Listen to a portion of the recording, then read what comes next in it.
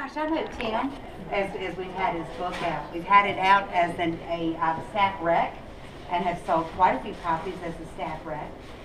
Tim is here tonight to read from his new book, Curing Time, and I'm just going to read you this little blurb on the back of the book about Tim.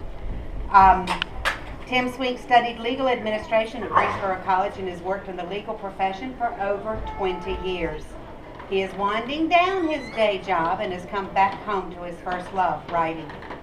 Prior to his legal career, he was the managing editor of a weekly newspaper in Moore County near Pinehurst, North Carolina. He has worked for USA Today, the Greensboro News and Record, Tar Heel magazine, and is currently a contributing writer for the O. Henry magazine. A sequel to Curing Time is in the works, as well as a third book entitled Mad Inlet, which takes place at Sunset Beach. During the North Carolina 1968 to 69, during the turbulent crux of the Vietnam War. Tim is the grandson of a North Carolina tobacco farmer and has peeled the Cape tobacco juice from his hands as well. Tim and his wife live here in Greensboro. Please join me in welcoming Tim Swink.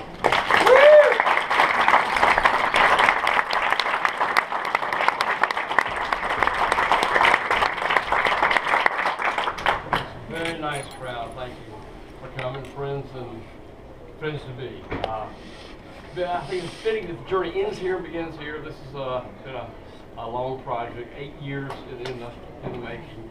So the book is out now, and turn around and I head out with it after this. So we got some traveling to do a little bit, I guess.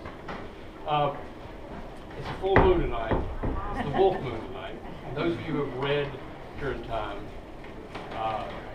probably remember what happened in the summer of 1959 under a full moon, what Daisy conjured up for Hume. So don't be leaving here. Be careful when you leave here tonight.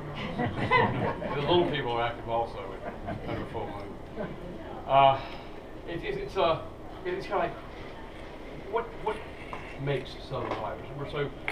There's so many Southern writers in the South. What's in the soil that makes Southern writers? And I've been thinking about that. There's a saying that goes, you can't walk out your back door, pick up a rock, throw it without hitting a Southern writer.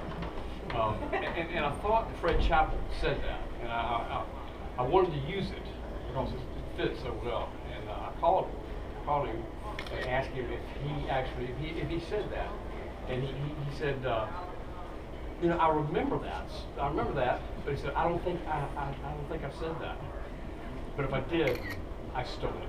And he said to me, if I were you, you should steal it also. So I stole it.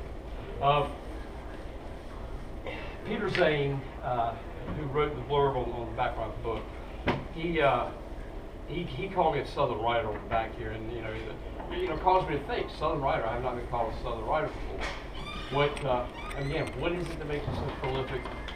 So many writers in the South. And what came up in my thinking was readers and writers, I think, in the South have a strong sense of place. A lot of Southern writers write from sense of place. Eudora Welty wrote from sense of place. Faulkner wrote from sense of place.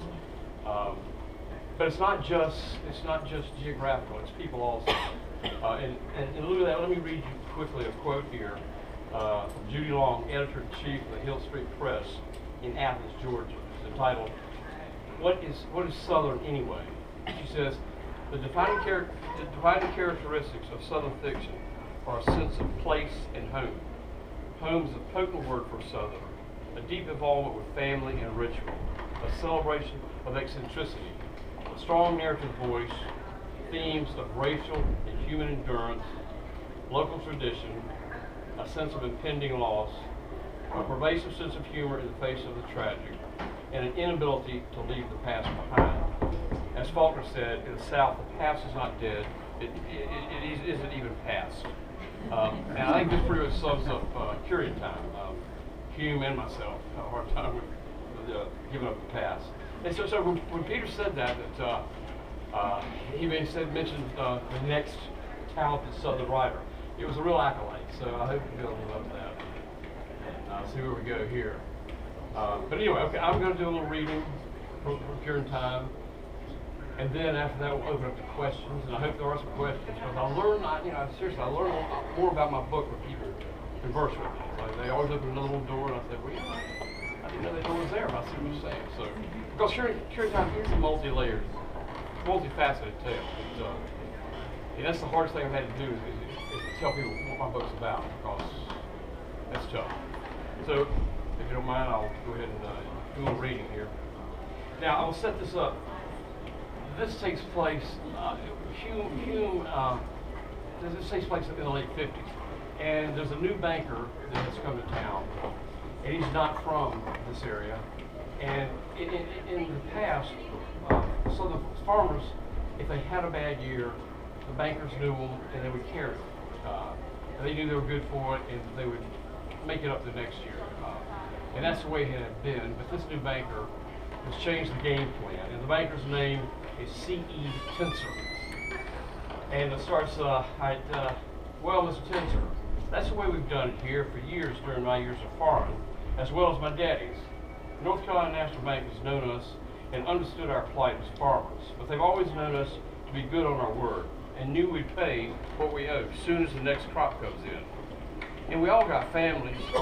Mr. Rankin, Tenser interjected, that was yesterday, a time that I do not hold in appreciation. This is today, which means I loan you a specific amount of money to put your crops in for a specific amount of time. If at that assigned time you do not pay me back what you owe me plus interest, I'll be forced to initiate due process. And Mr. Rankin, it is a remedy available to me by law. Do you understand that we currently have a lien on your land and your equipment?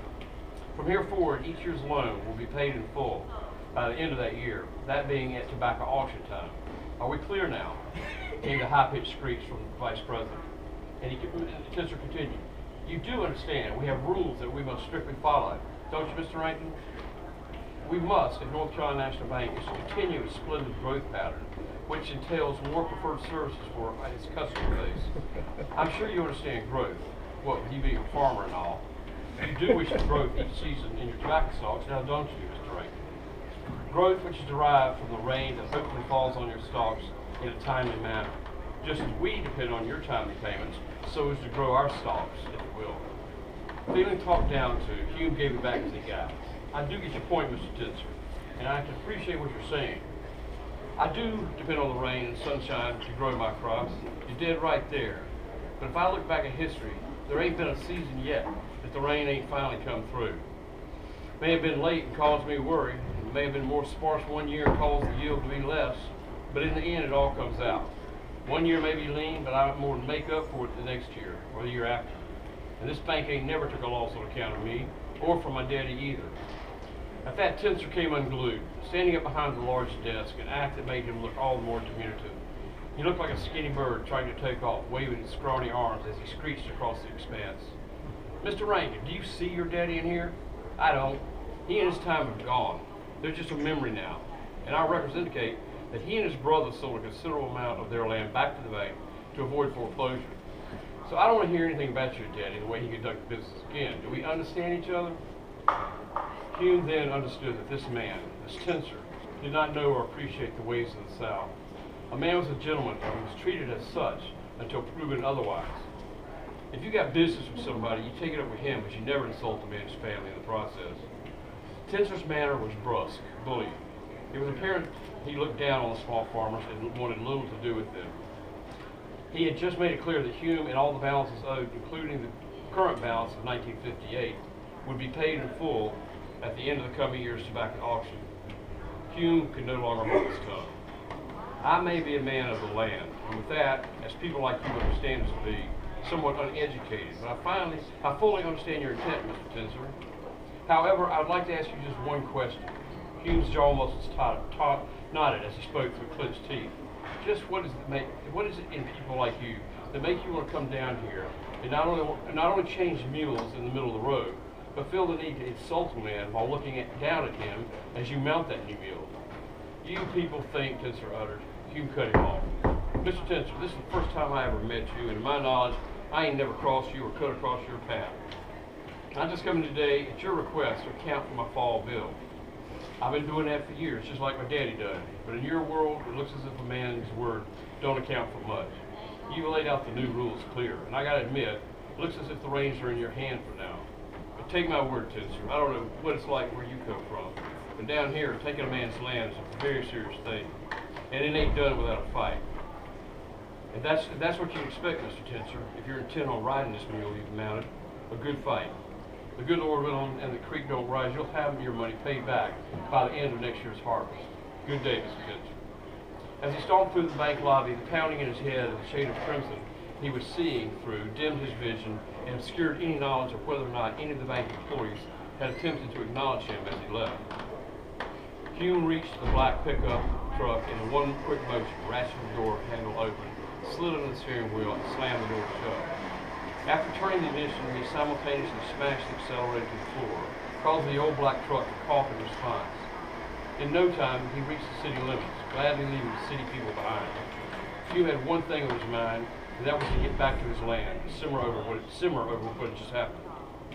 He bypassed his home as he elected to leave the hard surface road on which it stood and take an old logging road instead.